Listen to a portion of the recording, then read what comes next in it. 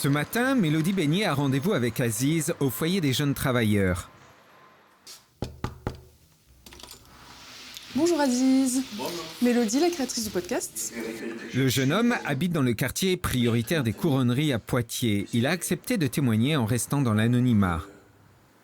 D'émotion. Tu as compris que ça avait quand même une importance significative dans ton identité ? Durant le collège, où tu te rends compte que finalement, une famille, c'est pas forcément le sang, c'est aussi l'amour. La Cité, une série documentaire de Mélodie Beignet.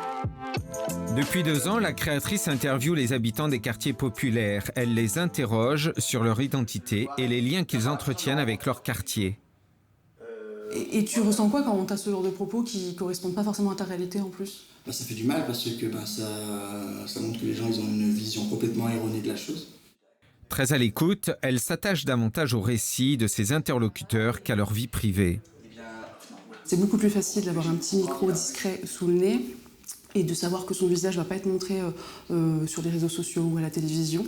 Ça permet vraiment de se livrer davantage. Mélodie Beignet a vécu au Mans dans un quartier populaire jusqu'à ses 20 ans. Elle constate que la vie de ses habitants n'est pas représentée. Quand on va dans les salles de ciné ou quand on regarde la télévision et que nos vies n'existent pas, qu'elles sont invisibilisées ou alors animalisées ou complètement effacées et faussées, en fait on peut se dire qu'on n'existe pas et qu'on n'a pas lieu d'être et que nos vies sont plutôt insignifiantes. Autodidacte, elle a tout appris du métier avec des tutos. Je suis résident à Barangay. Je travaille dans le domaine du médico-social.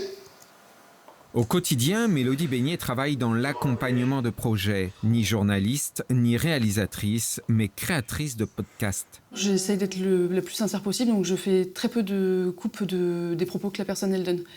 Il y a 1 heure d'enregistrement par personne et vraiment j'essaye d'aller à l'essentiel dans le message qu'elle veut faire passer. Ces podcasts sont à découvrir gratuitement sur les plateformes d'écoute. Ils portent haut la voix des habitants des quartiers, trop souvent stigmatisés.